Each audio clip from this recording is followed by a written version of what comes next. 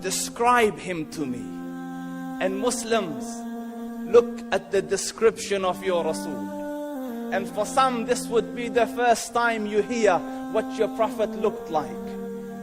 I saw a man of striking appearance. ظاهر الوضاء أبلج الوجه, radiant face, حسن الخلق, beautifully created. لم تعبه الثجلة, his belly wasn't protruding. ولم تزر به السعلة, nor was his head disproportionate and small. وسيم قسيم, proportionate and delicate, finely made, a specimen of a creation.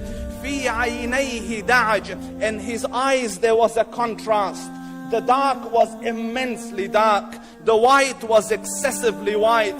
وفي أشفاره وطف, and his eyelashes were long. وفي صوته صهل, and in his voice was a natural echo. وفي عنقه سطع, and his neck was elegantly long. وفي لحيته كثاثة, his beard was full and thick. أزج أقرن, his eyebrows were arched, but they were not joint. It was separated. In summit فعليه الوقار, when he was silent, dignity covered him. وإن تكلم سماه وعلاه البهاء, and when he spoke, it was audible and clear, almost commanding and overtaking. أجمل الناس وأبهاهم من بعيد, from afar the most striking and outstanding in appearance. وأحسنهم وأجملهم من قريب, and when he came near, the best of them and the most handsome of them in closeness. حلو المنطق, such an exalted and sweet level of logic. Like when he used to speak, it was so coherently logical, it was smooth and easy to understand. فصل لا نزر ولا هذر, he was to the point, not excessive nor too short. كأن منطقه خرزات نظم يتحدرن, his logic, his utterances, his words were like jewels coming out of a necklace, calculated, polished, one after the other, it would flow magically. ربعة, he was medium in height. Your eye didn't have to strain to look up at him, nor was it tedious to look down at him. He was a comfortable sight to look at. له رفقاء يحفون به, he had friends, the people that were with him, they were working around him to try to serve and protect him.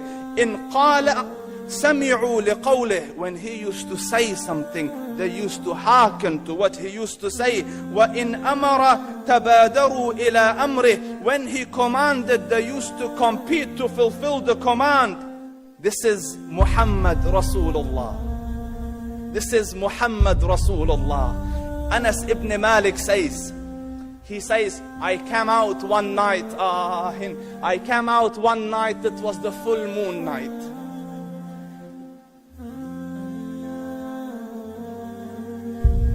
And I looked at the moon, and in the desert, understand, the moon is an awesome sight. It is smooth, it is radiant, it is clear, it is gentle compared to the scorching sun at which they are used to. So the moon was the epitome of beauty. So he says, I came out at a full moon night and I looked at the moon and I saw it, beautiful, handsome. So I said, let me go see if the moon is more handsome or my Prophet is more handsome. Let me see if that is more beautiful or the Prophet is more beautiful. So I went and I saw him standing afar. So I looked at his face and I looked at the moon, and I looked at his face, and I looked at the moon, and I looked at his face, and I looked at the moon. And he said, Wallahi, he was more handsome than the moon in its entirety. That is just the look of your Rasul. Aisha radiyallahu anha says, I was sewing with the needle. My needle dropped in the dark. I couldn't find it. I said, Ya Rasul, I can't find it. He moved his face close, and I swear, out of the radiance of his face, I found my needle. And the Prophet ﷺ was mind-bogglingly handsome. But his handsomeness was covered with waqar and jalal and hayba.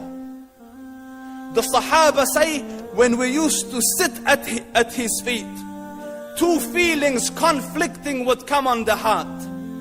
The first one, you wanted to look at him. You wanted to behold the majesty of his face. And when you wanted to look up, shyness used to overtake you, so you used to look down. Amr ibn al-As says, I sat with him many times, but if you ask me to describe his face, I can't describe it. I wouldn't be able to look up to him ijlalan wa ta'zeeman. I couldn't look up at him. And that is why he didn't have the problems that Yusuf alayhi salam had. Because it was difficult to penetrate the awe and the splendor of the Rasul.